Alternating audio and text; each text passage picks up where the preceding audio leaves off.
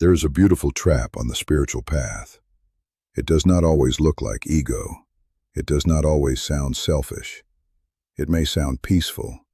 It may sound wise. It may sound awakened. It may even sound non-dual. But if we are not careful, spiritual language can become another place for the ego to hide. The ego does not only say, "I want money." It does not only say, "I want power." It does not only say, "I want recognition." Sometimes the ego says, "I am awakening. I am evolving. I am healing. I am becoming my higher self. I am." And because the words sound spiritual, we may not question them. But this is where we must slow down. Because the question is not whether the words sound beautiful. The question is, who is saying them? Who is awakening? Who is evolving? Who is healing? Who is becoming? Who is claiming, "I am"? This is where spiritual inquiry begins. Many seekers hear phrases like, "The universe is guiding me," or "The universe is giving me what I need." And at first, these phrases may feel comforting. For a beginner, they may even be helpful. They may turn the mind away from fear and toward trust. So we do not need to attack these words. But we do need to look deeper. Because if there is a me being guided by a separate universe, then duality is still there. There is me, and there is the universe. There is me, and there is guidance. There is me, and there is something I must become. This may sound spiritual, but it still keeps the sense of separation alive. It still keeps the seeker moving towards something in the future. It still says, "I am not complete now, but one day I will be." And that is the trap. Because what you are seeking is not in the future. It is not waiting at the end of a process. It is not produced by effort. It is not created by spiritual language. Sri Ramana Maharshi pointed us again and again back to the source of the I. He did not ask us to decorate the ego with spiritual words. He asked us to inquire, "Who am I?" Not as a phrase to repeat mechanically, not as a slogan, not as a spiritual identity, but as a fire that burns away false identification. When the thought "I" arises, Ramana asks us to trace it back. Where did it come from? Before "I am this body," what is there? Before "I am the mind," what is there? Before "I am spiritual," what is there? Before even "I am," what is there? This is where the inquiry becomes subtle. Because many seekers begin with worldly identity and then move into spiritual identity. First they say, "I am this person."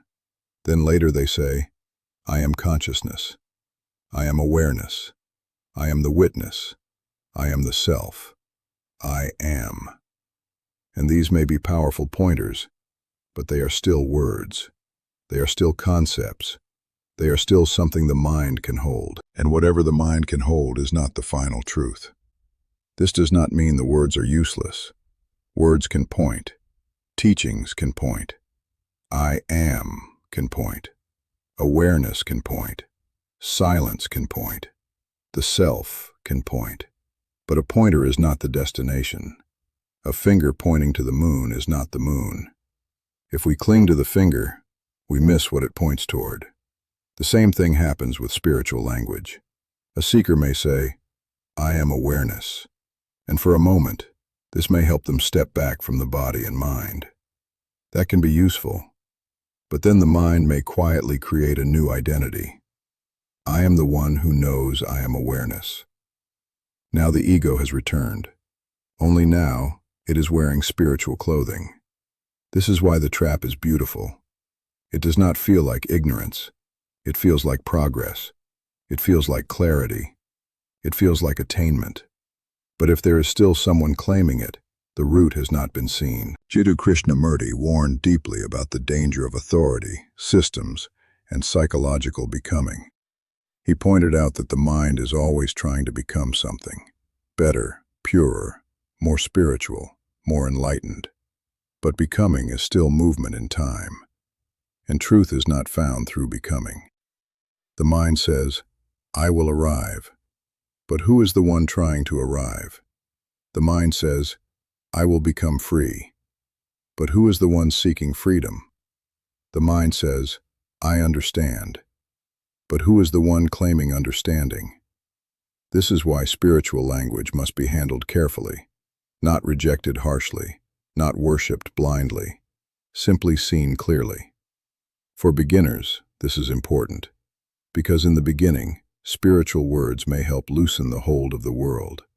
A person may hear the words higher self, healing, awakening, or I am to begin turning inward. That is okay. There is no need to condemn that stage, but we must not stop there. A raft may help you cross the river, but once you reach the other side, you do not carry the raft on your back. In the same way, spiritual words can help direct the mind inward, but eventually, even those words must be released. Even I am. This is very subtle, because I am can feel like the highest truth. It feels pure. It feels simple. It feels closer than any other thought. And in a way, it is a powerful doorway. Before, I am this, or I am that, there is simply I am. But even here we must ask, is I am still known? Is it still experienced? Is it still something noticed? If it is noticed, what notices it? If it appears, what is prior to its appearance? If it can be spoken, is it the final reality? This is not wordplay. This is deep inquiry. Because even the sense I am may still be a subtle appearance, a sacred appearance perhaps, a refined appearance, but still an appearance. And that which is real does not need to announce itself. It does not need to say, I am. It does not need to claim existence. It does not need to become anything. It does not need to be named.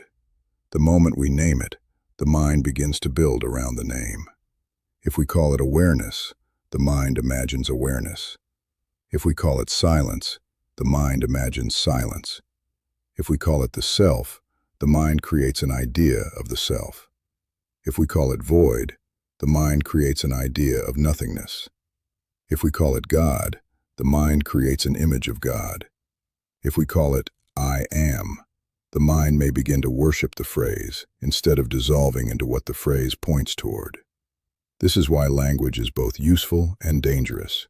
It can guide us to the edge, but it cannot take us beyond. At the edge, words must become quiet. The mind wants something to hold. It wants a final statement. It wants to say, this is it. But the deepest truth cannot be held as a statement. It cannot be possessed.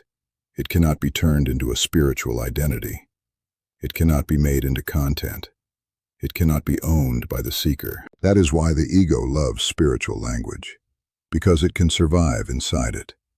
The ego can say, I am no longer worldly. I am spiritual now. I understand non-duality. I know the self. I abide as awareness. I have awakened. I am. But again we ask, who is making this claim? The real does not claim. Silence does not announce itself. Truth does not need a title. What is real does not say, look at me, I am real. Only the mind does that. Only the ego needs confirmation. Only the separate self wants to be special, even spiritually special. So the invitation is not to create a new spiritual identity. The invitation is to see through identity altogether. Not to say, I am this. Not even to stop at, I am that. But to inquire so deeply that the one making the statement begins to fade. Then the words lose their grip. I am healing may fall away. I am evolving may fall away. I am awakening may fall away. I am awareness may fall away. Even I am may fall away. And what remains? Be careful here. The mind wants an answer. The mind wants to say, What remains is being. What remains is truth. What remains is the self. What remains is silence. But even that may be too much. Even that may become another concept. So perhaps the most honest answer is not an answer. Perhaps the most honest response is stillness. Not a stillness that the mind imagines, not a silence that becomes another spiritual object, but the ending of grasping, the ending of claiming, the ending of becoming, the ending of naming. This is not something beginners need to fear. It is actually very simple. Use the words when they help, but do not worship them. Use the teachings when they point you inward, but do not turn them into identity. Use I am if it helps you separate from the body-mind, but do not stop at the phrase. Ask, before I am, what is there? Before the words, what is there? Before the thought, what is there? Before the seeker, what is there? Do not answer too quickly. Let the question do its work. Let the mind become quiet. Let even the most beautiful spiritual language dissolve. Because the final trap is not worldly language. The final trap is sacred language. The final trap is the word that sounds so true that we stop questioning it. So be gentle, be sincere, be watchful. When spiritual words arise, do not reject them harshly.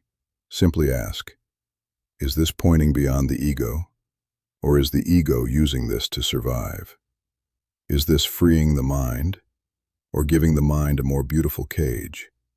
Is this ending separation, or quietly preserving the one who wants to be free? And when even the answer comes, question that too, because truth is not in the answer. Truth is not in the phrase. Truth is not in the claim. Truth is not even in the word truth. At some point, all words bow. All teachings bow. All concepts bow. Even I am bows. And then, nothing needs to be said. If this resonated with you, please like, subscribe, and share it with anyone who may be seeking the same silence. Help me to grow the channel beyond the I am.